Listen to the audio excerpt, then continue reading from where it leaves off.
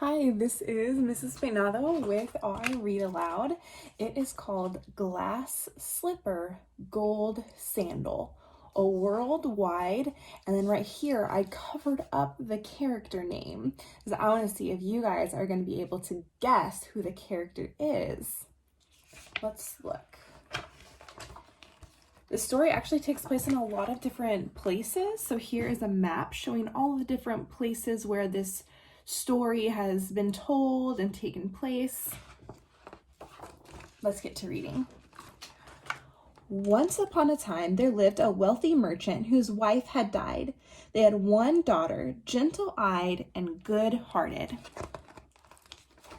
Down the road lived a widow with two daughters. The woman gave the girl treats when she passed, pan dulce to eat, sugar cane to chew. The girl knew that her father was lonely. "You should marry the widow," she told him. "She's nice to me." The father had his doubts, but the girl kept asking. And how long can a father say no to his daughter? And so he and the widow were married.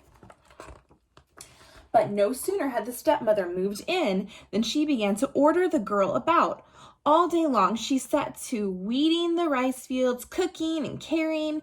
The woman gave the girl's room to her own lazy daughters. At night, the girl had nowhere else to sleep but curled for warmth along the ashes on the hearth. Her stepmother only allowed her a few scraps of food. Her stomach howled. Then the girl recalled how she begged her father to marry.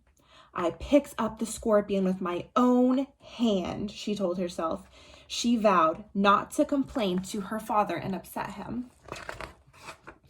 But when the girl was out tending the cattle, the beasts heard her crying for hunger.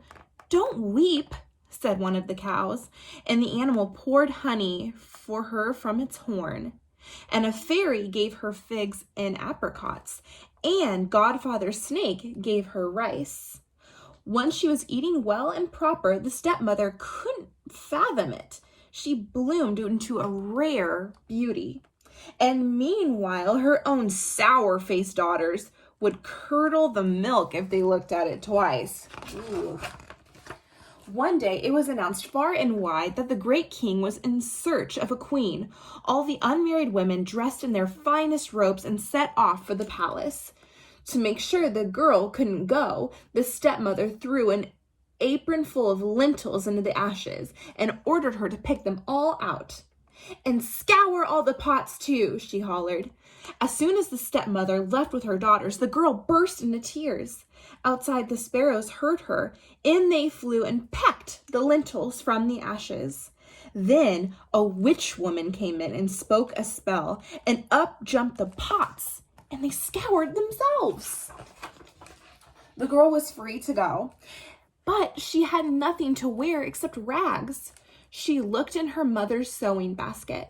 Then she reached into the hole in the birch tree. Then a crocodile swam up to the surface, and in its mouth was a sarong made of gold, a cloak sewn of kingfisher feathers, a kimono as red as the sun.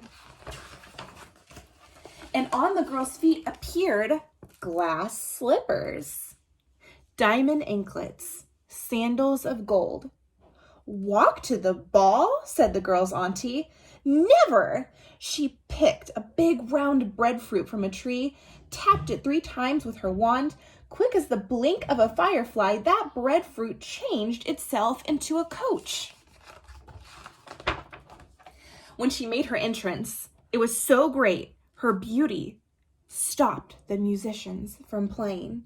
No one, not even her stepmother, knew who the beautiful stranger was. All night, the girl danced with the headman's son until the first rooster crowed. Then she remembered, she had to leave at once. She leaped onto her mare's golden saddle. "Who are you?" called the prince. The girl had no time for words and charged down the lane. The prince sprinted beside her, got a hand on her shoe, and the dainty thing pulled off in his fingers as she galloped away. The king declared he would marry the golden shoe's owner. He ordered the women of the court to try it on, but none could squeeze inside of it. And so he went searching for its owner up and down the mountains and across the deserts until he came to the stepmother's house. When she saw him approach, she grabbed her stepdaughter, wrapped her in a mat, and hid her. "I'm certain the shoe will fit one of my fine favored girls," said the woman, grunting and sweating. Her older daughter tried to wrestle the shoe on, but couldn't, and neither could the younger. Just then, a rooster began to crow. "They put the ugly one on show and hid the beauty down below." The girl was brought forward. "Don't waste your time with that one," said the stepmother. But the magistrate looked into the girl's eyes, took the straw sandal in his hand, and slipped it onto her foot with ease. She and the great king were married at the palace, where the guests feasted on mangoes and melons, rice seasoned with almonds, beef stew and lamb stew, anise cookies and custards. Such a wedding it was, and such an adoring couple, and such a wondrous turn of events,